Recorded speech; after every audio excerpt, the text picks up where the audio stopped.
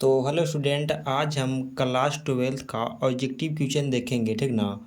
जो कि हम पहले देखेंगे हिंदी व्याकरण, ठीक ना। हिंदी व्याकरण अभी अभी हम जो करवा रहे हैं क्लास 12th का टारगेट ऑब्जेक्टिव क्वेश्चन करवा रहे हैं, ठीक ना। हम जो चला रहे हैं भाषा, ठीक ना। हिंदी व्याकरण का संपूर्ण हिंदी व्याकरण हम इस चैनल के माध्यम से पूरा करवा देंगे, ठीक है। तो आप लोग चैनल पर नए होंगे तो चैनल को सब्सक्राइब कर लेंगे। तो आज हम सबसे पहले देखेंगे भाषा, ठीक ना। भाषा इससे कम से कम तो एक नंबर आता ही आता है, ठीक ना।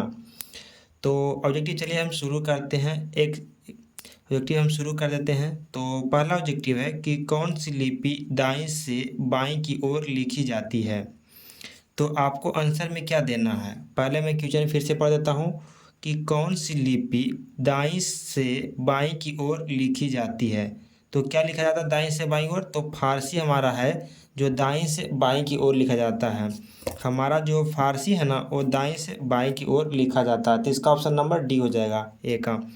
और उसके बाद दूसरा क्वेश्चन नंबर है कि देवनागरी लिपि क्या है। देवनागरी लिपि क्या है, ठीक ना। आपको क्वेश्चन को समझना है पहले, ठीक ना, कि क्या हम बोल रहे हैं, ठीक ना। तो क्वेश्चन क्या है कि देवनागरी लिपि क्या है।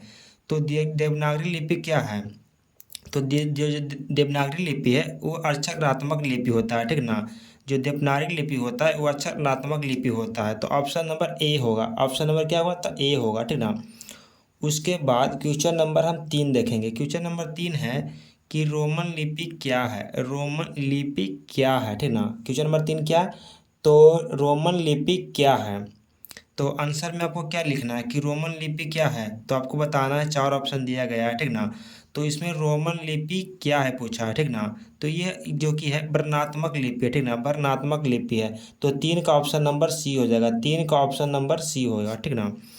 और क्वेश्चन नंबर 4 देखेंगे कि भारत की प्राचीनतम लिपि कौन सी है। भारत की प्राचीनतम लिपि कौन सी है, या कौन सी है या कौन है, ठीक ना। बात एक ही है, ठीक ना। तो कौन सा लिपि है भारत का प्राचीनतम लिपि, ये सब तो आपको मालूम होगा कि भारत की प्राचीनतम लिपि क्या है।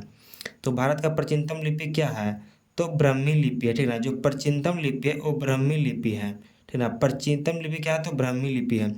और पाँचवा है कि हिंदी की लिपि क्या है। हिंदी की लिपि क्या है, तो आप लोगों को मालूम होगा कि हिंदी का लिपि जो है वो देवनागरी लिपि है। क्या है, तो देवनागरी लिपि है। हिंदी की लिपि क्या है, तो देवनागरी लिपि है।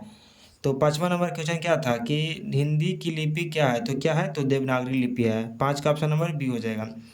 कि- छठा नंबर है कि संस्कृत संस्कृत मराठी और नेपाली। संस्कृत मराठी और नेपाली भाषाओं की लिपि क्या है। भाषाओं की लिपि क्या है, संस्कृत मराठी और नेपाली, ठीक ना। तो क्या है, तो देवनागरी लिपि है, ठीक ना। क्योंकि जैसे संस्कृत आ गया, मराठी आ गया और नेपाली आ गया, ठीक ना।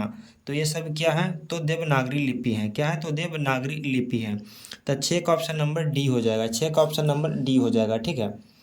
और 7 नंबर देखेंगे कि देवनागरी लिपि का विकास किस लिपि से हुआ, ठीक ना। जो देवनागरी लिपि है वो किस लिपि से विकास हुआ है, ठीक ना।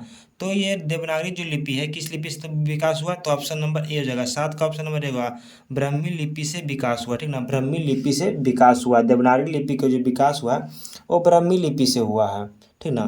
तो आशा करते हैं कि आप लोगों को पसंद आया होगा, ठीक ना।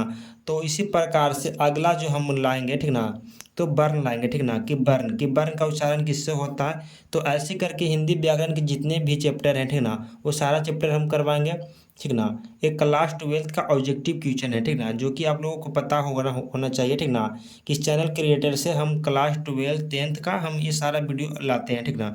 तो आप लोग चैनल पर नए होंगे तो चैनल को सब्सक्राइब कर लेंगे। ये 2025 बोर्ड एग्जाम के लिए मोस्ट इम्पोर्टेंट है, ठीक ना। ये जो हिंदी में सबसे ज़्यादा नंबर लाने के लिए मतलब आपको व्याकरण कम से कम याद करना होता है, ठीक ना। व्याकरण कंप्लीट रहेगा तो कम से कम तो ऑब्जेक्टिव में 50 में कम से कम तो लगभग मिनिमम बच्चा 48 सब्जेक्ट तो